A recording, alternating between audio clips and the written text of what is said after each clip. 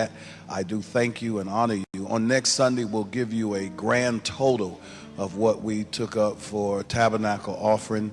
I think it's very much close to about 700,000. I want to thank you oh, come on, give God praise. Oh, you can do better than that. Come on, you and your sacrifice.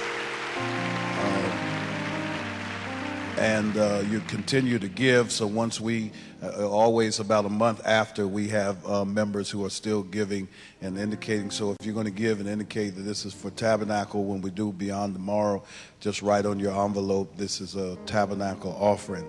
Before we take an offering, as you're getting it ready, and please understand, my brothers and sisters, the second offering, again, is for our friends who have had to deal with the tornadoes. And just for a moment, just put yourself in that position. When you go back, your home is gone, your neighbors are gone, homes are gone. Not only that, your neighbors are gone. They're still searching for folk and finding bodies, etc. As the death toll and all of those. How do you put your life back together? I'll talk about that this morning. But with all that, put yourself in that position and what you would like to feel. One of the greatest things anytime you're going through, when somebody comes and has no reason whatsoever but out of love to stand there with you, that is one of the greatest feelings, to understand that no one has turned their back and people understand. So, you know, I want you to kind of, when we say sacrifice me, ouch.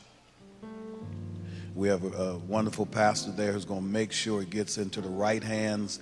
There's no administrative cost and stuff like that in handling. We're going to help people very quickly. So in all that, I am very conscious, and one of the things I'm going to ask Elder Harris to come and introduce a very special guest, and then one of our members is going to give a wonderful testimony. I want you to understand also, I think some of us, and I just had to come through several months ago, where I'm sitting up making decisions based for the future in my life, based off of thinking pretty soon everything will get back like it used to be, you know, in reference to the economy and all of those kind of things. And so, you know, I don't know about you, but many of us who were trying to do a lot of things in real estate at one time, everything was booming, and just seemed like overnight the boom went.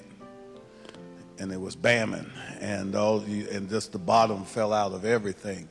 I want to remind you, it's going to be a while before the housing market and all those things get back to where it was. And, you know, I'm still, you know, it is amazing. I've come to find out folk can do whatever they want to do. I remember when everybody was raising heaven about $3 a gallon of gas, and we had to give gas cards to get folk to come to church. Now it's $5. Ain't nobody saying nothing. They should have just went to $5 and we'd have been quiet.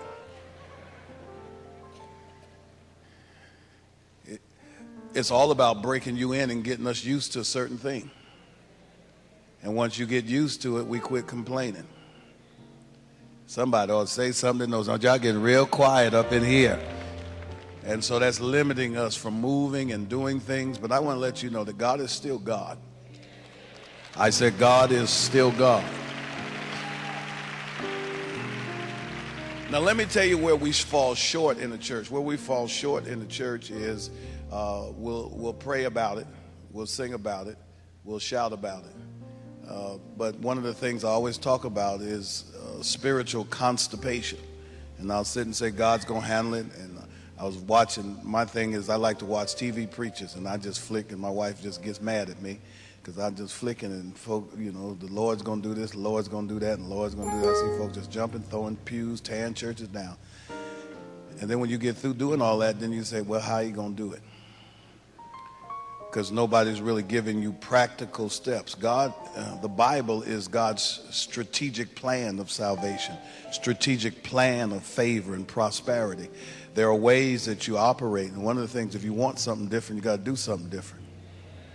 And then you got to open yourself up to moving in dimensions and doing things and open up your eyes financially. And so what we continue to do this and do that to give you information. Say information. Information to put you at the cutting edge and to put you on the top and to not cost you anything but to help you save. I'm not giving a pitch for you to pay anything. I'm giving you a pitch to save, but you got to know how to do it and what's available to you. So I'm going to ask Elder Harris to come and introduce our guest. We'll take the offering in a moment while you're still contemplating and on your special gift for our friends, and then while you're still getting your tithe ready. That's 10% of your gross, not 9%. Anyway, so I'll ask Elder Harris to come at this moment. As our bishop was saying, one of the things that we really got to do is get into the mode of understanding where we are financially. And that's going to be a scary thing sometimes, but when you take command of it, when he said, one of the messages that he preached on our Resurrection Sunday was run to the battle. Well, some of our battles are finances.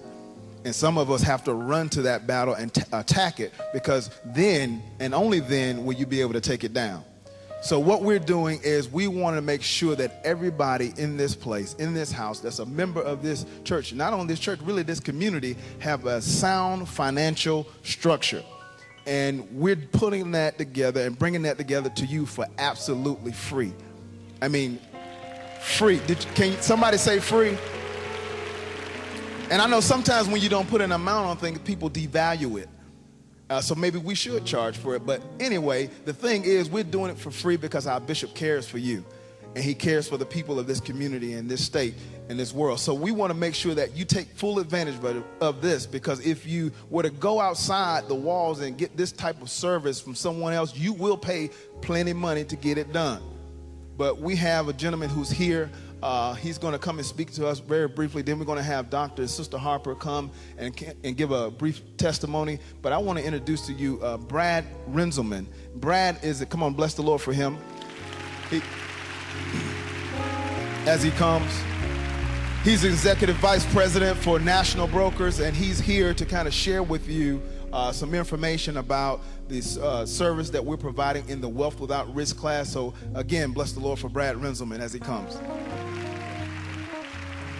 Welcome, New Birth. Thank you very much. What a treat this is today. I can't believe the worship.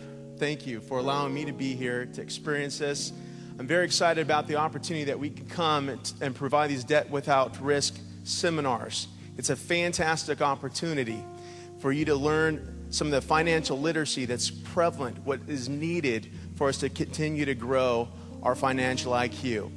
I'm thankful for that opportunity. I think there's a lot of amazing things, some tips that we're going to show you, some financial literacy components. Every step of the way, we're going to show you ways to save money. You're currently spending dollars today. If I could show you ways to do it effectively so that you can save those monies, you can use those monies to do some amazing things, invest for your future, provide other resources, correct? You guys all know when your budgets are tight, the generosity challenges you, correct? So if we could free some things up, we want to do that. I'd hope every one of you would come and enjoy these classes. They're free of charge to come. We invite you. We thank you. Thank you for giving me this opportunity. Thank you.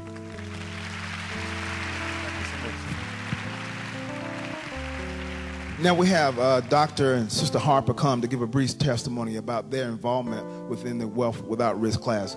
Bless the Lord for them as they come.